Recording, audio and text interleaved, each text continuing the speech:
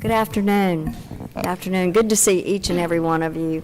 Thank you for being here. The legislative public hearing on block grants is hereby called to order.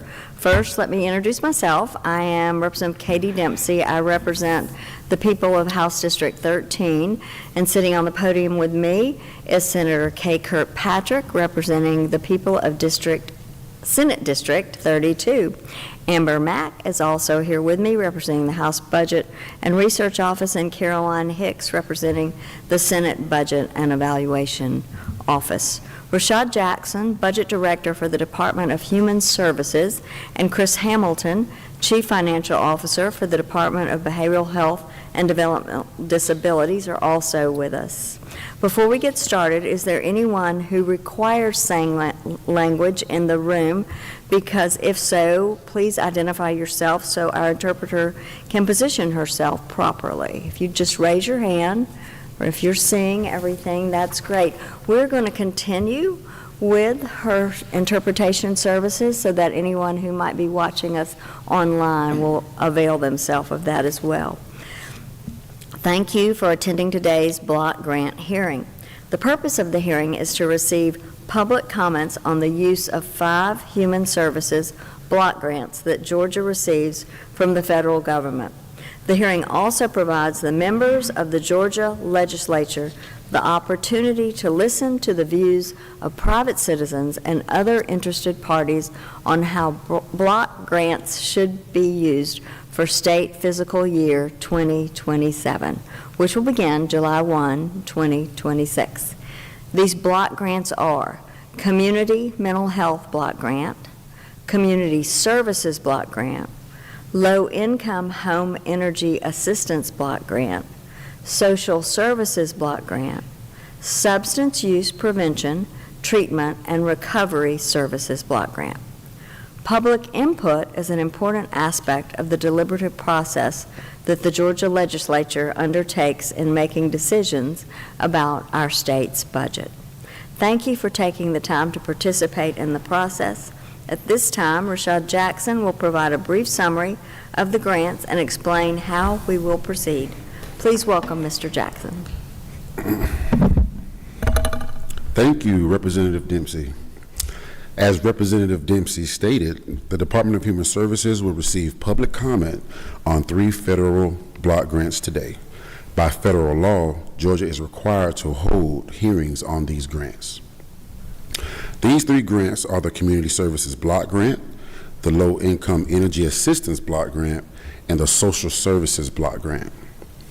The Community Services Block Grant provides funds for services and activities that impact the causes of poverty to assist low-income participants. These funds are distributed to local agencies throughout the state and fund a wide range of services, including employment, education, meals and nutrition services, and housing services.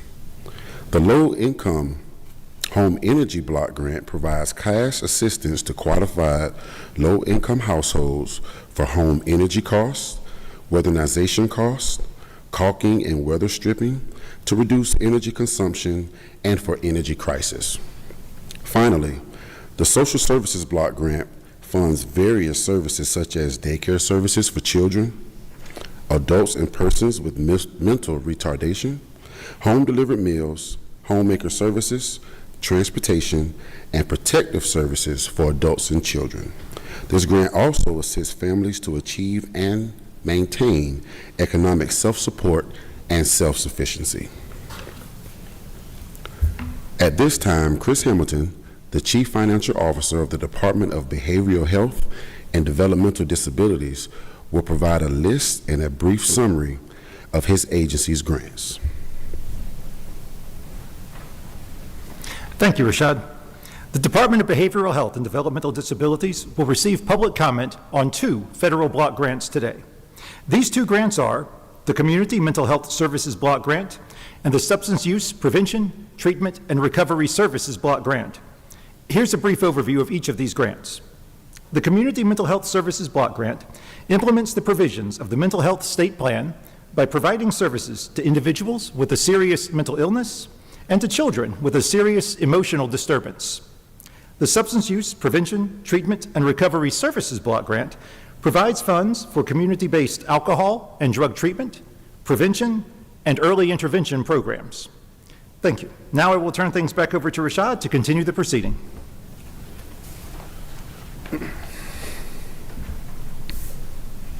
More details of these grants, including the type of programs that can be funded and their proposed funding levels, are included in the color-coded pamphlets that are available out front on the table. There is a separate pamphlet on each grant. Before receiving comments, let me go over a few ground rules. We will take speakers in the order in which they signed up to speak. If you have not signed up yet, you may do so on the table on the back outside. Please give us your name and the name of your organization that you represent. If there is more than one representative here from the same organization, please choose one from your organization to speak. By doing this, we will ensure that each organization and citizen get a fair chance to provide comment. You will be given 5 minutes in which to present your comments. There is a timekeeper who will keep time and let you know when you have 1 minute left. I will initially call 2 speakers to the podium at a time. As the first person is speaking, the next person should be making his or her way to the podium. Then as I call your name, please move forward. If you have written comments for the record or a copy of your speech, place these on the table at the end of the meeting. Now, let's begin. First, I have Ms. Thompson from the Georgia Community Action Association. Yes.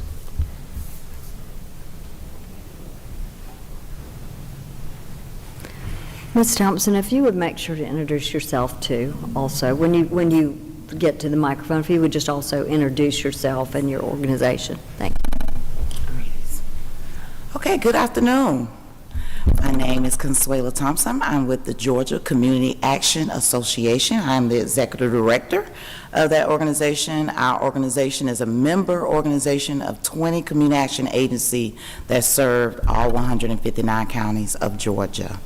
And so I wanted to just make comment about the LIHEAP program. I just wanted to give a quick shout out to the DHS unit of the CSBG and LIHEAP team when we were having some challenges on October, November, December of last year with the government shutdown. That team worked very closely with the community action agencies as we tried to maneuver through our budgets, as we tried to keep our doors open and continue to serve. The DHS team worked very closely with us, and once they received the funds from the federal government, they pushed it out as quickly as possible so we can serve our community. So I definitely wanted to make note of that team and the work that they did, and the director over there is Miss Cynthia Bryant, and she is the unit director. Her and her team, they're amazing. So I just wanted to make sure I made that note. Our LIHEAP program is well underway, and so we just want to share with everyone that although it looks like it's how much we have on here. You guys have on the budget, they showed me 81 million. That is literally about 20% of those that are eligible for those services. And so we do prioritize our senior citizens the first 30 days. We prioritize senior citizens and those that are homebound. But the rest of the general population, what is left, we usually run out really quick. And so just putting the ask out there for any additional funds to leverage with our LIHEAP funds to especially during these times and during these cold winters, and to get through these services would be greatly appreciated as we continue to try to identify additional resources to leverage with those LIHEAP funds. I also wanted to make a comment about the Community Service Block Grant, which makes us community action. And as you can see also in that budget that it was approximately about 20 million over the past few years, and it was 7 million this year. But we do know that we are awaiting additional funds coming down from the federal government, and that our community action agencies are working as efficiently and effectively as possible. And so at the same time, those are some federal funds that are being sent down to the community action agencies. And then we also would like for you all to think about those things when you put together those state budgets also as it relates to leveraging funds with the community service block grant. So those community action agencies are doing everything on the local level, all the partnerships. They're receiving local funds in some areas. In some of our local areas, those local counties and those local municipalities and cities are very stretched, and so they're very dependent upon those community action agencies, especially in our rural spaces, where the community action agency is a hub for social services in those areas. And so just kind of keep that in mind for those services. Another thing that I wanted to share with you all, let's see here, is an invitation. I don't know how I forgot that part, but the invitation to get to know us as a community action network. We invite you to reach out to your local community action agency, get to know your local community action agency, get to know the statewide network, which is the Georgia Community Action Association. Come out to our events, reach out to us. You can call our office.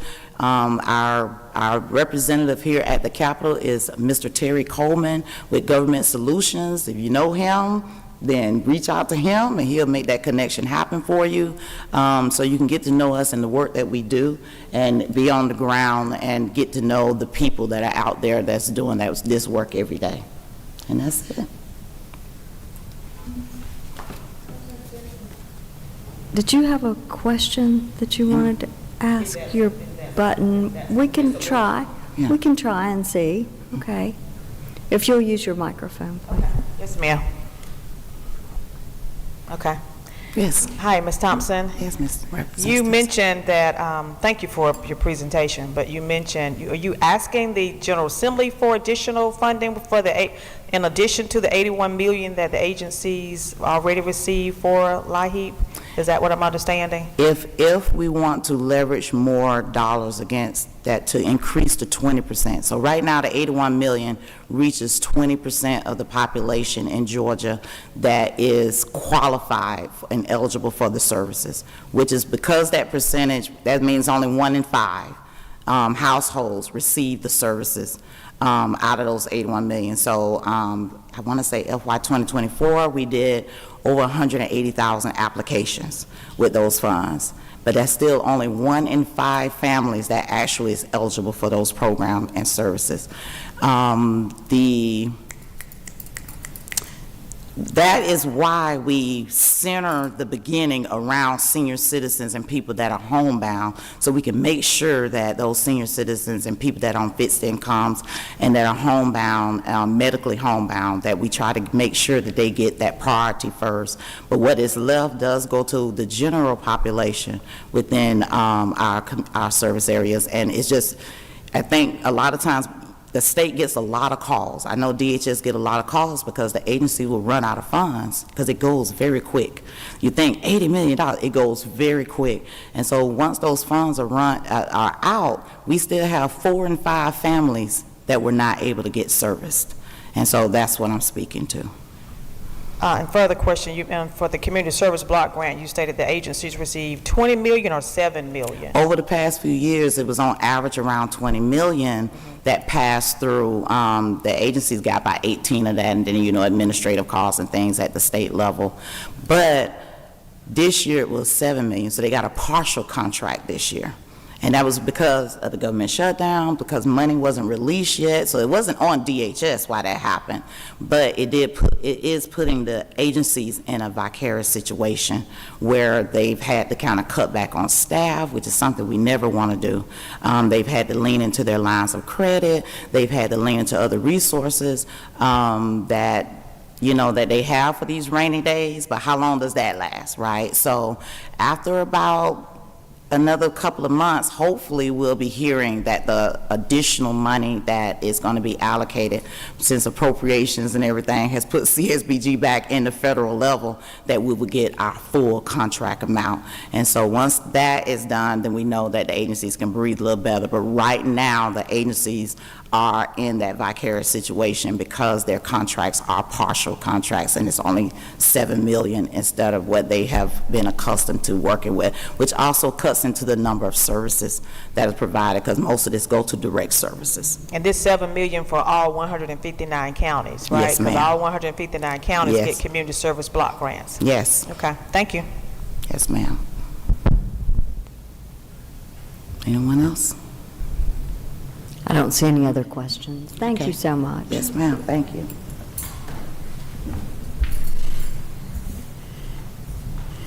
Thank you very much, Ms. Thompson. Next, we will have Ms. Ashley Burden.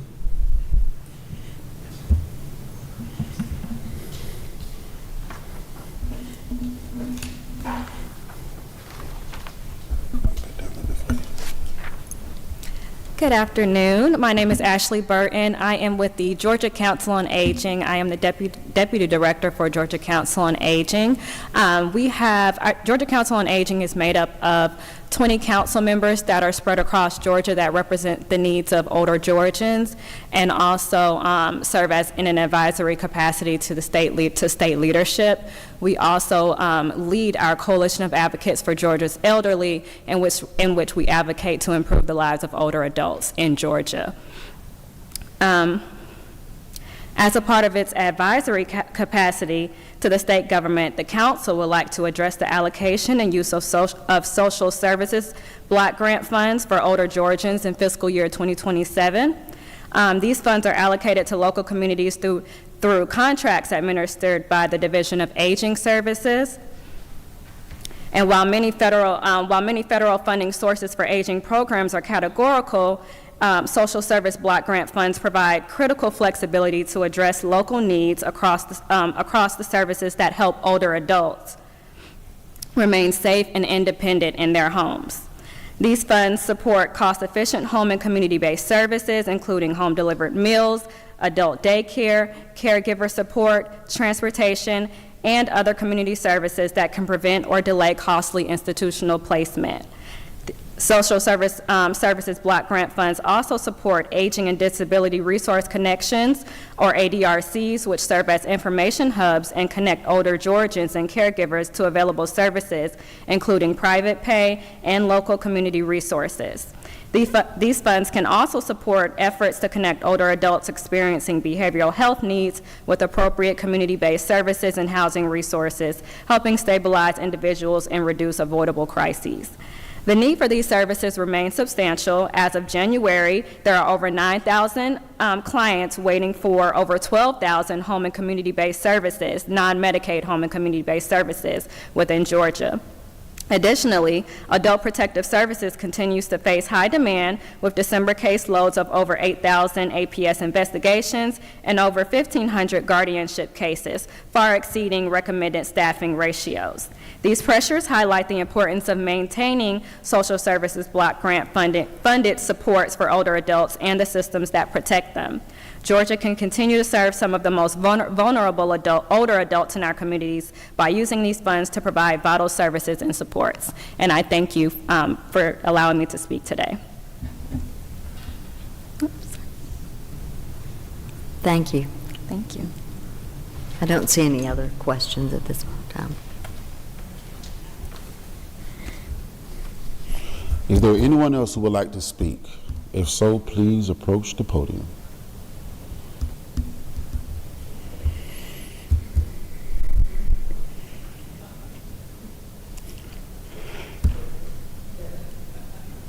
Okay.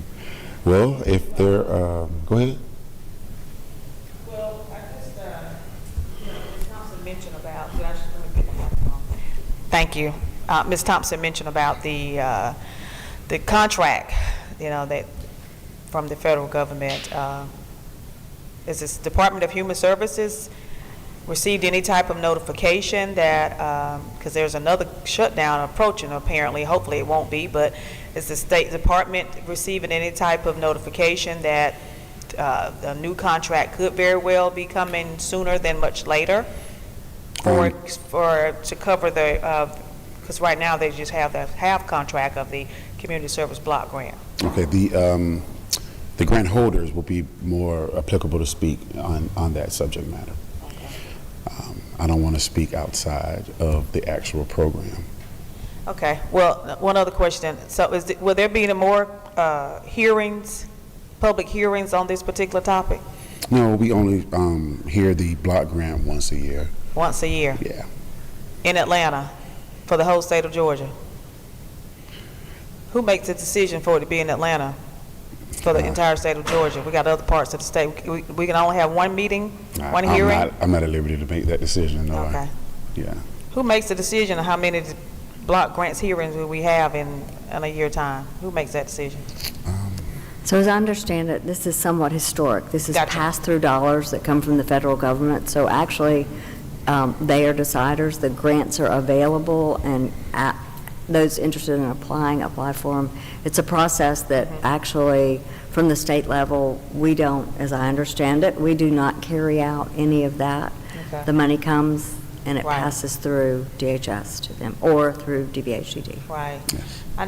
Thank you. Yeah. I appreciate that, Madam Yeah. Chair. I was just wondering, with rural Georgia, is there opportunity to have maybe a second meeting in rural Georgia? Because that was just my thoughts. Yeah, Because to ensure that, that many members of the state can participate in these hearings. Do we provide an opportunity for people to be online to be a part of this hearing, maybe? As I understand it, it is a part of our appropriations process, just like we had today with the hearings. It's an annual process that we do and carry out, and for the years that I've been doing it, this is the way it has been done. It is something that we have little say-so over, but it is our responsibility to make it known, and have the materials outside to pick up too for everyone. Thank you. You're so welcome. Thank you for your interest. No problem, Yeah. thank you. Does anyone else within the audience want to give comments? Anything else? Well, if not, I would like to thank Chairperson Dempsey, Amber Mack, Senator Kirkpatrick, and Ms. Caroline Hicks for your time. Thank you very much. And I'll turn it over. Thank you, and I'll thank right back to Mr. Jackson and Mr. Hamilton once again for doing this. Appreciate y'all very much, and to the department. So without any further business, we are adjourned. Thank you.